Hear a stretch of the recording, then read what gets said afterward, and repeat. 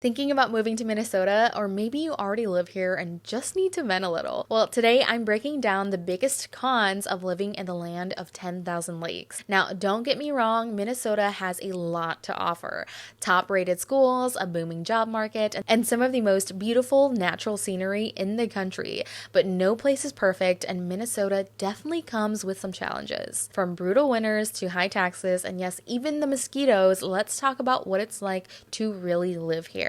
So if you're considering making Minnesota home, stick around because you need to hear these. Hey everyone, if you're new to the channel, I'm Lola.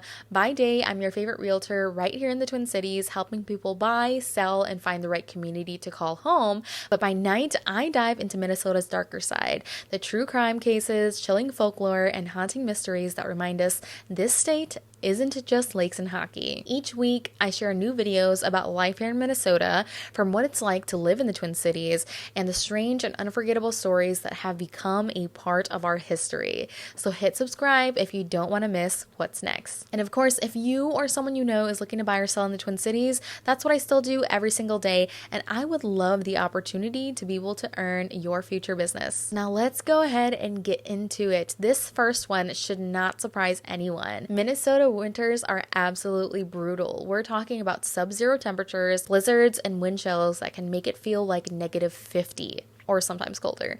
The coldest temperature ever recorded in Minnesota was a bone-chilling -60 degrees Fahrenheit in Tower, Minnesota in 1996. On average, the Twin Cities can get 50 to 70 inches of snow per year, and northern Minnesota can see over 100 inches. Snow usually starts showing up in November and can stick around until April. So when we say winter, we really mean close to half the year.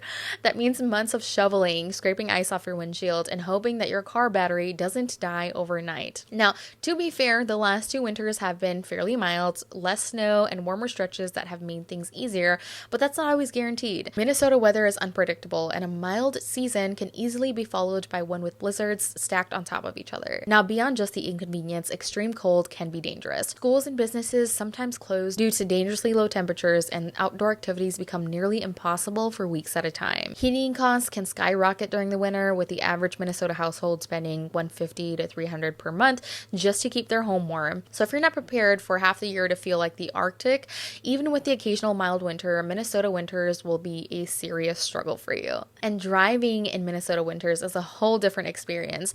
Even though Minnesota has some of the best snow removal services in the country, roads still get covered in ice, visibility drops to almost nothing during blizzards, and black ice, that stuff will send you spinning before you even realize what happened. It's not just the snow either. The extreme freeze-thaw cycle causes massive potholes that can do damage to your car. Minnesota drivers spend an estimated $500 a year on vehicle repairs due to poor road conditions. Salt and sand can make roads safer, but they also create their own problems. Rust, corrosion, which can shorten the lifespan of your car if you don't wash it frequently. Meanwhile, sand and slush turn your car into a filthy mess within days of being washed. And don't forget, if you park on the street, you'll have to move your car constantly due to snow emergencies where the city plows the streets in sections. If you forget, your car could be towed or buried under a mountain of snow. Now, high taxes. If you're moving here from an already lower tax state, get ready because Minnesota is one of the most heavily taxed states in the US. The rates here are between 5 to 9%, which puts us on the higher end nationally. To put that into perspective, California tops that at 13%. Then you've got states like Texas, Florida, South Dakota with zero state income tax. Property taxes here average about 1.1% of a home's value, and sales tax starts at 6.875. And yes, there are extras. Gas, liquor, vehicle tabs all come with their own fees that run higher than the national average. On the surface, that all sounds like a lot, and it is, but here's the part that people miss. Minnesota's higher taxes also show up in what you get back. The park system here consistently ranks as #1 in the country. Public schools are well funded and often nationally recognized. The state invests heavily in healthcare, infrastructure, and social services, so the quality of life is directly tied to those tax dollars. Compare that to lower tax states like Texas or Florida. You might keep more of your paycheck, but you'll often see it in other ways. Higher insurance, premiums, toll roads, or even fewer public services. Here, more of those costs are baked into the taxes themselves. Now, for retirees, Minnesota is tougher. The state taxes Social Security benefits, which a lot of other states don't, and that's a big reason many retirees move south to Florida or Arizona. But for people who are working, the trade-off is that you feel the investment in daily life. It's not just money disappearing, it's what's keeping the trails plowed, the schools competitive, and the hospitals some of the best in the region. Summers in Minnesota are beautiful, but they go by fast.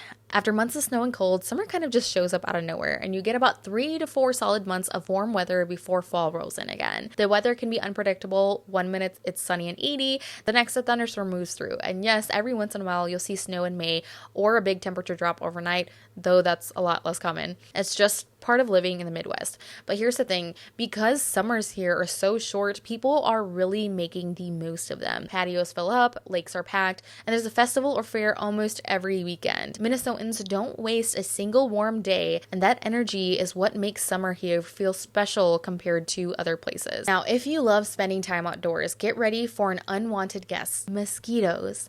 And a lot of them. Minnesota is home to over 50 different species of mosquitoes, and thanks to the state's 10,000 lakes, wetlands, and humid summers, these little pests thrive here. They're not just an occasional nuisance, they're everywhere during peak summer months, especially near the water or in the woods. Some areas are so bad that even multiple layers of bug spray won't fully protect you. Mosquitoes in Minnesota seem to have built-in resistance to repellents, and they can make bonfires, fishing, or camping downright miserable sometimes. The mosquitoes aren't the only issue. Ticks here can also be a problem, especially in forested areas. Deer flies, gnats, and wasps also add to the mix, making summer in Minnesota feel like a constant battle with nature. If you plan to be outside, be prepared to wear long sleeves, invest in high-quality bug spray, and check yourself regularly for ticks. Now, there's a joke in Minnesota. We only have 2 seasons, winter and road construction season. Minnesota's roads take a serious beating during winter thanks to the constant freeze-thaw cycle that we talked about. As temperatures drop below freezing, moisture seeps into the cracks in the pavement, expands, and causes huge potholes by spring. This means that once the snow melts, construction season begins, and it never seems to end. Major highways like I-35, I-94, and I-494 are under constant repair. If you live in the Twin Cities, you can expect long commutes, sudden detours, and seemingly endless orange cones. And road projects that don't just last a few weeks, they can go on for months, or sometimes even years. For example, the I-35W project in Minneapolis took over 4 years to complete, and by the time one project finishes, another starts right up. So if you hate traffic delays and rerouting your drive every summer, Minnesota roads will test your patience. Minnesota has great breweries, but if you're expecting a late night party scene, you might be disappointed. Minneapolis and St. Paul both have a decent number of bars, restaurants, and music venues, but compared to cities like Chicago, New York, or Las Vegas, the nightlife here is relatively quiet. Most bars and clubs close by 1 or 2 a.m., which might not seem bad until you realize that in other major cities, bars stay open until 4 a.m. or later. The club scene is small, and if you're into a high energy all night party culture, you won't find much of that here. There are some great spots though, like First Avenue, Uptown's bars, and Northeast Minneapolis breweries, but the overall vibe is more relaxed and laid back compared to other major metropolitan areas. Additionally, job opportunities in rural Minnesota tend to be more limited compared to the Twin Cities. So if you need a variety of job markets, you're likely to need to stick to the metro area. If you have kids or plan on having kids, be prepared for some serious sticker shock when it comes to childcare and education. Minnesota ranks among the top 5 most expensive states for childcare. The average cost for full-time infant care in Minnesota is around $16,000 per year, which breaks down to about $1,300 per month. Even for older children, the cost doesn't stop there. If you want to send your kid to a private school in Minnesota, tuition can range from $10,000 to $25,000 a year, and while the state has some excellent public schools, funding and quality vary widely depending on where you live. For college students, the University of Minnesota is a great option, but in-state tuition still runs about $15,000 per year before housing and fees. While Minnesota does offer strong public schools and higher education options, the price of raising a family here is something to consider if you're moving from a more affordable area. So is Minnesota worth it? Minnesota has its challenges, but for many people, the benefits outweigh the downsides. If you can handle the winters, the high taxes, and the road construction, you'll find a state that offers amazing job opportunities, great schools, and some of the most beautiful outdoor scenery in the country. But if those cons sound like too much, you might want to consider other options. So what do you think? Would you move to Minnesota, or are these deal breakers? Let me know in the comments. From Minnesota homes to Minnesota mysteries, I cover it all here. If you loved this video, make sure to hit subscribe, like, and hit the bell so you don't miss the next one. And if you're ever thinking about making Minnesota your home, all of my info is linked down below. I would love to help in whatever way I can. Until then, I'll see you in my next story.